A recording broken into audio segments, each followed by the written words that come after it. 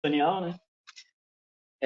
Primeiro falando sobre o peritônio. O peritônio, então, é uma membrana serosa, né, composta por duas camadas de células. A camada mais superficial é composta por células mesoteliais, né, que vai ter uma função de secreção de fatores pró-inflamatórios e, dependendo do quadro de inflamação, até fatores pró-fibróticos. E para uma camada mais profunda, multicelular, de tecido conectivo, que vai conter vasos sanguíneos, né, como artérias e veias, que eu estou demonstrando aqui na seta, células de gordura, são essas que não coraram aqui pela hematoxilina eosina, né? Células de defesa, como linfócitos, e vasos linfáticos. O peritônio, ele é dividido em dois tipos, né? O peritônio visceral, que vai cobrir as vísceras em duas superfícies, né? A superfície anterior e a superfície posterior, e o peritônio parietal, que vai cobrir todas as paredes do abdômen, a parede anterior, a posterior, o assoalho do diafragma e o teto da pelve, e vai cobrir também a face anterior das estruturas retroperitoneais, né? Eu vou falar um pouquinho sobre quais são as estruturas daqui a pouco. Aqui só uma demonstração de como é que é na tomografia, né? Vocês estão vendo aí na tela que está em laranja é o peritônio parietal, cobrindo toda a superfície da parede abdominal e cobrindo a face anterior do reto peritônio. E o que está em azul é o peritônio visceral, aqui no corte axial e aqui no corte sagital, né? Eu vou falar um pouquinho sobre os recessos, sobre os ligamentos e sobre os omentos, que nada mais são que dobras de peritônio também. O peritônio, então, vai ser dividido em duas cavidades, né? Uma cavidade intraperitoneal e uma cavidade retroperitoneal, né? A cavidade intraperitoneal vai conter, de cima para baixo, então, o estômago, o duodeno, só a primeira parte, o duodeno da segunda à quarta parte é retroperitoneal, descendo, jejúnio e íleo são intraperitoneais, o seco e a apêndice também. Aí o colo ascendente vai ser retroperitoneal, o transverso volta a ser intraperitoneal, o cólon descendente vai ser retroperitoneal, o sigmoide e o terço superior do reto vão ser intra, e o terço distal, os 2/3 distais do reto vão ser retroperitoneais também, né? E dos órgãos sólidos, o fígado, o baço e a porção da cauda pancreática são intraperitoneais também. Sobre o reto peritoneal, começando lá de cima novamente, eu vou falar algumas vezes para fixar a informação. O esôfago distal, a porção que fica mais visível na cavidade abdominal é reto peritoneal. Falei novamente, estômago é intra, porção proximal do duodeno intra, do segundo à quarta parte, reto peritoneais, né? Descendo, jejúnio e íleo, intraperitoneais. Cólon seco e apêndice, intraperitoneais. Colo ascendente, retro. Transverso, intra. Descendente, reto peritoneal. Sigmoide, reto proximal, intraperitoneais. Reto nos 2/3 inferiores, reto peritoneal. E dos órgãos sólidos, as adrenais e os rins são reto peritoneais, bem como os ureteres. E a maior porção do pâncreas também a cabeça e o corpo, só a cauda que não. E a aorta e a veia cava também são estruturas retroperitoneais. Aqui tem um mnemônico, né? Eu tirei do Radiopedia, do Serge Pucker, que é só para ajudar a gravar essas estruturas que são retroperitoneais aí, né? O SED do suprarrenal, o A do aorta, o D do duodeno, e o Pucker, né? P de pâncreas, U de ureter, C de colo, né? Que seria o ascendente e o descendente. O K dos kidneys, que são os rins, né? O E do esôfago e o R do reto. Lembrando que é só os 2/3 distais, o terço da porção retroperitoneal. Falando um pouquinho da inervação do reto peritônio, o peritônio, perdão, vai ter duas divisões, né? O peritônio parietal tem a sua inervação, o peritônio visceral tem a sua, que é diferente, né? O peritônio parietal basicamente é pelo sistema somático e é por fibras intercostais. Então, a dor referida de uma irritação do peritônio parietal é uma dor mais localizada. Por exemplo, um quadro de apendicite, a gente vai ver que começa com uma dor visceral e quando ela se localiza, quando ela irrita o peritônio parietal, ela é uma dor mais localizada. E o peritônio visceral é mais pelo sistema autônomo, ele recebe fibras principalmente do nervo vago e ele sofre um tipo de dor que é diferente, é mais por distensão e por aumento de pressão das vísceras, e não uma dor mais típica e localizada igual a do peritônio parietal. Falando um pouquinho da vascularização. A vascularização principal do peritônio e principalmente dos mesos e dos omentos vão ser dadas pelos ramos da aorta e por onde vai passar o omento, vai passar também os vasos.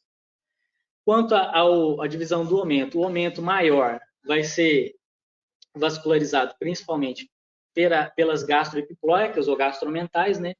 Sendo a gastroepiploica direita ramo da hepática, da gastroduodenal, que por sua vez é ramo da hepática comum, né? Que vem lá do tronco celíaco, e a gastroepiploica esquerda já é ramo direto da artéria esplênica. Quanto ao aumento menor, ele recebe vascularização de ramos das artérias gástricas, né? A gástrica esquerda, né, que é ramo direto do tronco celíaco, e a gástrica direita, né, que vem da hepática própria, que por sua vez vem da hepática comum. Vamos falar um pouquinho sobre a anatomia agora da cavidade peritoneal como um todo, né? Na face mais superficial, mais externa, a gente tem o aumento maior, que é essa estrutura amarela que a gente está vendo aqui na visão coronal e aqui na visão sagital. Então, a maior porção do aumento maior vai estar ligando a curvatura maior do estômago ao cólon transverso, né? Que é denominado de ligamento gastrocólico, né? Que é muitas vezes usado como sinônimo do aumento maior. Dá para perceber que grande parte do aumento maior é formado por 4 folhetos, então ele é mais espesso, que são 2 folhetos que recobrem a superfície do estômago, demonstrada aqui mais caudalmente, e 2 folhetos que cobrem o colo transverso, mostrado aqui então na porção mais caudal, ele vai ser formado por 4 folhetos. Além do ligamento gastrocólico, ele vai ter 2 outros ligamentos. Aqui não está sendo demonstrado nesse corte, mas tem o ligamento gastroesplênico, estaria aqui mais na lateral, ligando a parede lateral do estômago ao baço, né? E o ligamento gastrofrênico, está demonstrado aqui, onde estou mostrando aqui na seta, né? Ligando ao diafragma ao estômago. Olhando aqui mais, deslocando o fígado, então a gente vai ver aqui mais para cima o aumento menor, né, que vai ligar o fígado ao estômago e ao duodeno, a porção principal do duodeno, que são os ligamentos hepatogástrico, né, ligando o fígado à curvatura menor do estômago, e o hepatoduodenal. Aqui só uma representação, né, da tomografia, o que a gente veria aqui representado nessa linha verde superior é o aumento menor, né, ligando o fígado ao estômago, e essa linha inferior ligando o fígado, o estômago ao cólon transverso é o aumento maior. Então, deslocando o estômago do nosso campo de imagem, o que a gente tem atrás dele é um espaço, é uma cavidade, que a gente chama de retrocavidade dos epígonos, ou também chamado de bolso mental ou de saco peritoneal menor. Vou explicar direitinho por que tem 2 tipos de... Por que é chamado de saco peritoneal menor, já que então deve haver um saco peritoneal maior, né? Então, a gente tem nesse corte aqui axial os espaços peritoneais, né? E dentro desses espaços, aqui tem o espaço subfrênico direito, o subfrênico esquerdo, dividindo eles aqui o ligamento falciforme, né? Seguindo o espaço subfrênico direito, a gente tem o espaço de Morrison, ou espaço hepatorrenal, e a partir dele a gente tem uma entrada para dentro dessa cavidade que eu mostrei anteriormente, né, que é o saco peritoneal menor. O saco peritoneal menor se liga então ao saco peritoneal maior, que é o resto da cavidade, por uma abertura, que é esse forame aqui, também chamado de forame aumental ou forame de Winslow. É importante saber dessa cavidade, não só pela sua comunicação, mas também porque pode ser sítio de hérnias internas. Essa cavidade vai ter a função de permitir que o estômago se dilate. à medida que o bolo alimentar entra em contato com o estômago e o distende, né? Aqui, além da cavidade, a gente vê também um meso, que é importante, é o mesocolo transverso. O mesocolo transverso vai ser importante, que além de ligar o colo transverso à parede abdominal posterior, ele vai delimitar duas cavidades, dois compartimentos, que é o compartimento supramesocólico e o compartimento inframesocólico, que está demonstrando na figura, nessa porção em azul que a gente está vendo, acima do colo transverso, então é o compartimento supramesocólico, e a porção mais caudal, o compartimento inframesocólico. Eu vou falar mais adiante de cada segmento daqui e o que cada meso vai dividir. Aqui dividindo os mais ligamentos, né, o que a gente pode ver agora, que está demonstrado na imagem, são os mesos, né? Então aqui a gente tem o mesoapêndice, os mesocólon ascendente, o transverso, que eu falei anteriormente, o descendente, o sigmoide, e a gente tem aqui a raiz do mesentério, não? Que vai ligar principalmente jejum e ilho à parede abdominal posterior. Aqui eu estou demonstrando as mesmas estruturas, né? Só que num corte sagital. Essa seta mais superior é o mesocólon transverso, essa média é o mesocólon, ou perdão, é a raiz do mesentério, e essa mais inferior é o mesosigmoide. Outro corte, mostrando as cavidades e os mesos. Seguindo, então, aqui, a partir do meio, raiz do mesentério, mesocolo ascendente, mesocolo transverso, mesocolo descendente e mesocolo sigmoide. Aqui, mostrando novamente os espaços, né? Relembrando aqui, então, na porção mais superior, nós temos o espaço subfrênico direito, dividido do espaço subfrênico esquerdo pelo ligamento falciforme. Do lado direito, a gente tem um espaço entre o fígado e o rim, que é o espaço de Morson, o espaço hepatorrenal. Se ligando a uma bolsa menor, né, o saco peritoneal menor, tem um forame de Winslow. E aqui, novamente, na vista coronal, os espaços, né? Subfrênico direito, o ligamento falciforme, subfrênico esquerdo. Aqui, o espaço hepatorrenal, forame de Winslow, bolsa mental menor, ou saco peritoneal menor.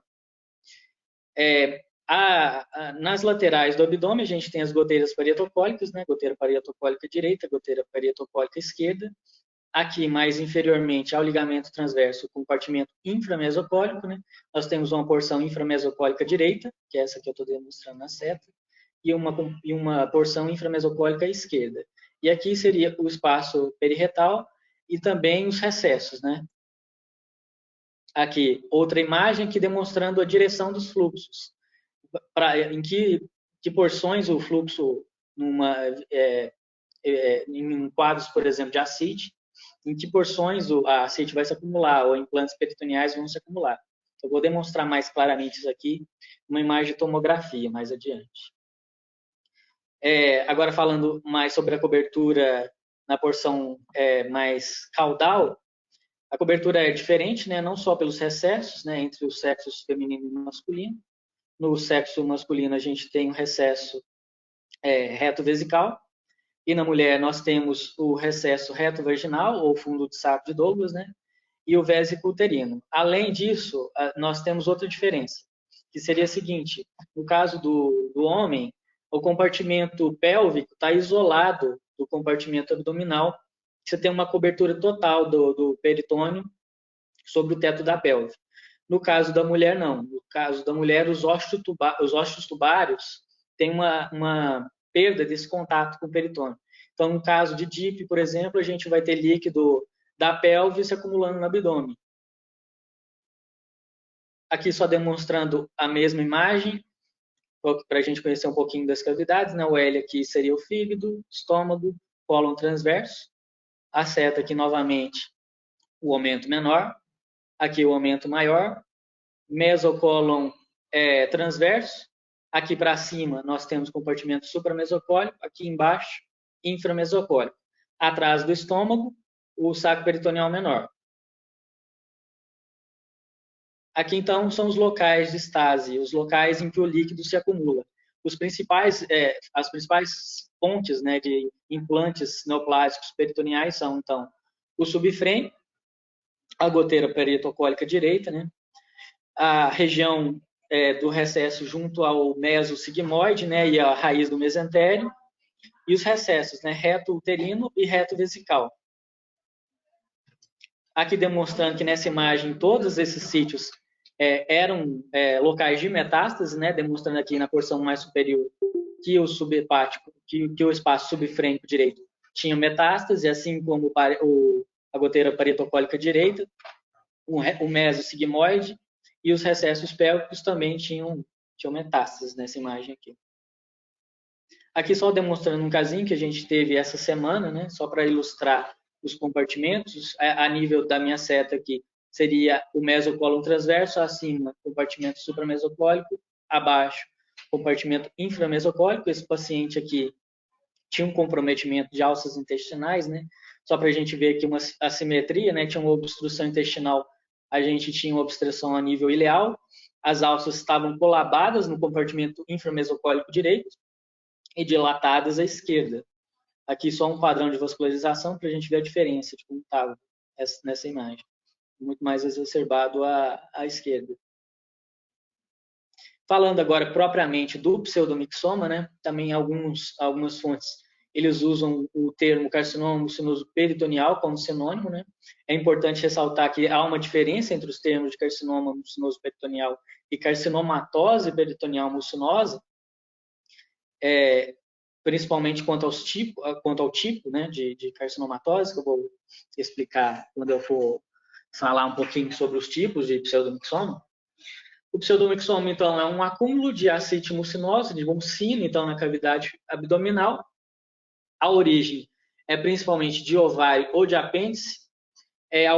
Algumas fontes referem também fontes de lesões de outras partes do intestino e principalmente do pâncreas, mas são casos mais raros, principalmente os que não são do ovário do apêndice.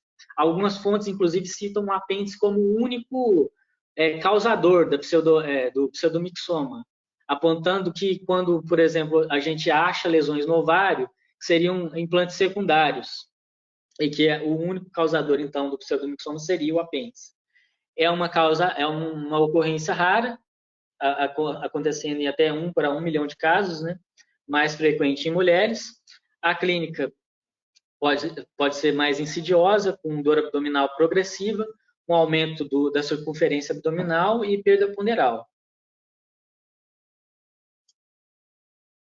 Aqui só para quem nunca viu uma imagem do pseudomixoma, esse aqui é um intraoperatório de um tumor sincrônico, tinha um tumor de reto, mas também tinha um tumor de apêndice com distensão das alças intestinais. E dentro da cavidade, o que a gente via, o que foi visto, né, foi um material gelatinoso tá dentro dessa bacia aí.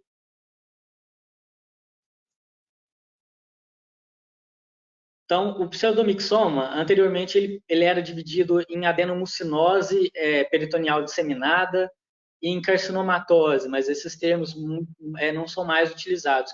O que se utiliza agora é uma classificação mais histológica, baseada no material que é colhido da cavidade abdominal. Então, a gente tem uma divisão entre a mucina celular, né, que seria sem as células tumorais, mucina com um conteúdo de celular de baixo grau, né, que seria com baixo grau um alto grau de diferenciação, né, das células, com baixo grau de atipias, um carcinoma com células de alto grau, né, com células menos diferenciadas, né, e se for achado células em anéis de Sneit, isso automaticamente já joga a lesão como uma lesão de alto grau, e a lesão, inclusive, é denominada, agora sim, como carcinomatose peritoneal mucinosa. Aqui os achados de imagem que a gente pode observar, né? É uma ascite loculada, o material muitas vezes pode ser ecogênico e, caso seja anecoico, pode apresentar ecos, na maioria das vezes, estáticos. Eu coloquei esse asterisco aí, que alguns estudos que eu pesquisei chegam a apontar até 50% de lesões com ecos dinâmicos. Então, ficar atento a isso também. Não é só porque o eco está estático que vai apontar que é um pseudomixoma, que vai cravar o diagnóstico de pseudomixoma. Aqui outra imagem, né? Uma ascite loculada, com septações múltiplas. Aqui o que a gente vê na tomografia, né? Novamente um ascite, com uma seta demonstrando os múltiplos septos, os septos, né, no interior dela. Aqui, outro achado que pode acontecer é o deslocamento do conteúdo gelatinoso, formando alças em uma porção mais centralizada, centralizando as alças, né, deixando-as com aspecto em starburst, que seriam fogos de artifício, ou explosão estelar, né, como tradução livre do nome. Aqui, um dos principais achados, né, do pseudomixoma, que seriam lobulações na superfície dos órgãos sólidos, principalmente fígado e baço, né? O fígado, inclusive, mais até que o baço. É importante até denotar que, apesar de ter essas lobulações, o que não se vê é invasão do órgão, como poderia ser observado em uma doença mais agressiva. Podem apresentar calcificações periféricas, né? Geralmente mais amorfas. No aumento, pode ser observado nódulos, né? Quando tem múltiplos nódulos no aumento, né? Ele fica com um aspecto de bolo mental, que a gente chama. Seria uma conjunção de nódulos na porção do aumento maior. A ressonância, o que pode ser observado é um hipossinal em T1, o que a gente tem aqui é um coronal T1, um axial T2 e 2 coronais T2. Né? Umas lesões com lobulações, impressões no fígado, né? E no peritônio em geral, né? Um baixo sinal em T1, alto sinal em T2. Né? Pode apresentar, né, um realce periférico ao contraste. Aqui um casinho do hospital, que a gente teve recentemente, um mês atrás. Tinha um tumor, nesse caso aqui um pouco mais raro, era um tumor de reto, não era um tumor de cólon, perdão, não era de apêndice ou de ovário, né? Mostrando essas múltiplas lesões, né, de conteúdo mucinoso. Tinha hipossinal em T1, a gente tem aqui um coronal T2, perdão, um axial T2 e aqui um coronal T2, mostrando essas múltiplas lesões disseminadas, gerando impressões no fígado e no baço e distribuída por toda a cavidade abdominal. É importante, toda vez que a gente suspeitar de um diagnóstico de pseudomixoma, identificar os tumores, tanto do apêndice quanto do ovário, pesquisar se há tumores nesses sítios. Aqui, por exemplo, o paciente tinha um diagnóstico de pseudomixoma, foi avaliada o sítio do apêndice, o apêndice estava distendido, com as paredes espessadas, né? E foi confirmado posteriormente o tumor no apêndice, que era a origem da lesão. Aqui, outro caso, né, de pseudomixoma com a distensão de conteúdo mucinoso do apêndice. Aqui ainda não estava rompido completamente. Né? E avaliar também os ovários. Né? Aqui só demonstrando um caso também, aquele mesmo caso tinha um tumor que era do tumor de apêndice, um tumor distendido, que estava distendendo o apêndice, com material na cavidade abdominal. No intraoperatório, foi visto que o tumor era originário do apêndice e na pelve, o que se via como uma lesão cística, na verdade, eram implantes secundários daquele tumor do apêndice. Falando um pouquinho dos diagnósticos diferenciais, o principal diagnóstico diferencial que deve ser feito com pseudomixoma, até mesmo pela gravidade, é da carcinomatose peritoneal, né? No caso, carcinomatose peritoneal não mucinosa. Não se observam lobulações, né, na superfície do fígado, do baço ou de outros órgãos. Né? Tipicamente, o pseudomixoma não invade órgãos, ao contrário da carcinomatose, e não se observa disseminação nem linfonodal, né, que é o principal no caso da carcinomatose, nem mesmo hemático, no caso do pseudomixoma. E o contrário seria a carcinomatose, que apresenta linfonodomegalia tanto mesentérica quanto retoperitoneal. Aqui só demonstrando o comparativo entre os dois, né? Aqui à esquerda a gente vê uma imagem de pseudomixoma, né, com as lobulações e impressões no fígado e no baço. A ascite, no caso da carcinomatose, é uma ascite com superfície mais lisa, né, não gera essas impressões os órgãos. E outro diagnóstico importante de fazer, um diagnóstico diferencial, que muitas vezes por imagem pode ser até indistinguível, é a tuberculose peritoneal. A tuberculose pode apresentar lobulações no fígado, apesar de ser lobulações mais discretas, né? Tipicamente não invade órgãos, a diferença está nos linfonodos. O pseudomixoma não tem disseminação linfonodal, a tuberculose pode ter disseminação linfonodal, pode ter esplenomegalia, e quando na cavidade abdominal, ela pode envolver o ilho terminal também, que é uma característica que a diferencia. Aqui, outra imagem comparativa, aquela mesma imagem que eu demonstrei antes do pseudomixoma, aqui na seta demonstrando as lobulações que, nesse caso aqui, o diagnóstico inicial foi dado, inclusive, com pseudomixoma peritoneal, depois foi colhido o material e foi dado o diagnóstico de tuberculose. Esse diagnóstico aqui foi mais complicado, que nesse caso aqui nem linfonodomegalia o paciente tinha. Então, virtualmente, a imagem era praticamente a mesma. Falando agora do artigo, né, que eu me propus a falar principalmente nessa aula, né, seria um artigo com o objetivo de destacar as principais características de imagem do pseudomixoma, né, e para isso foram avaliados 30 pacientes, 30 mulheres, né, foi avaliado um diagnóstico retrospectivo, né, por 4 radiologistas que descreveram os principais achados de imagem, né, a localização da doença primária, do tumor primário, quando possível, o padrão de crescimento e os locais mais frequentes de recorrência, né?